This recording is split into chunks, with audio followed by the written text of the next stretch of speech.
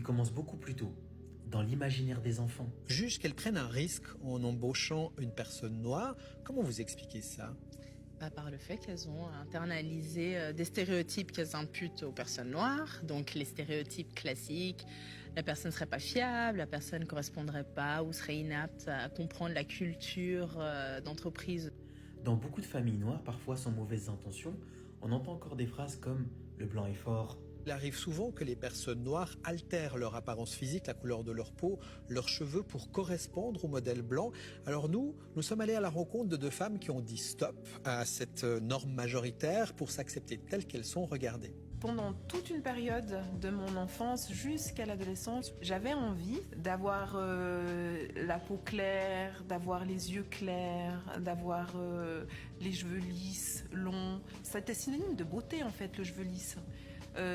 Ou en tout cas un cheveu bouclé, mais un cheveu bouclé avec du mouvement. Ma maman en fait m'a toujours dit que j'étais très belle comme j'étais, que mes cheveux étaient beaux, que j'avais une belle peau et que je devais absolument pas chercher à la dénaturer. Mais par contre, alors j'ai voulu peut-être gommer un petit peu mes attributs de femme noire, si je peux dire ça. Typiquement, j'ai voulu avoir peut-être un nez un petit peu plus fin, une couleur de peau, un teint peut-être un petit peu plus clair, un peu moins de, parce que j'avais, enfin un peu moins de forme, si je peux dire ça comme ça. J'ai jamais voulu être blanche, mais j'ai voulu être moins noire. J'ai cherché à être moins noire, ouais.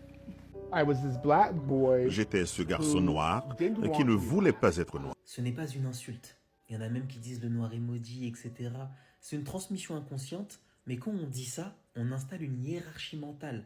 Et l'enfant comprend une chose simple. S'il y a un fort, alors lui est moins fort. Ce mécanisme ne sort pas de nulle part. 2017, à Ouagadougou. Faites-le vivre. Elle n'est pas que cela, puisqu'elle est la langue de vos poètes, de vos cinéastes, de vos artistes. Vous l'avez déjà réacquise. Vous vous l'êtes déjà réappropriée. La langue française du Burkina Faso, la langue française du Sénégal, elle n'est déjà plus seulement française, elle est déjà la vôtre. Alors portez-la avec fierté. Vis-à-vis de ce que fait Macron alors qu'il explique que la France-Afrique c'est fini, tout en continuant à penser les équilibres africains depuis la France. Une forme d'arrogance et de paternalisme qui se sont traduits par des maladresses telles que la convocation des chefs d'État sahéliens à Pau. Nous aurons l'occasion dans les prochains jours et les prochaines semaines de travailler sur le Sahel. Et puis nous avons acté une clause de rendez-vous. C'est le président de la République, Emmanuel Macron, qui convoque les chefs d'État du Sahel à un sommet de Pau pour les chapitres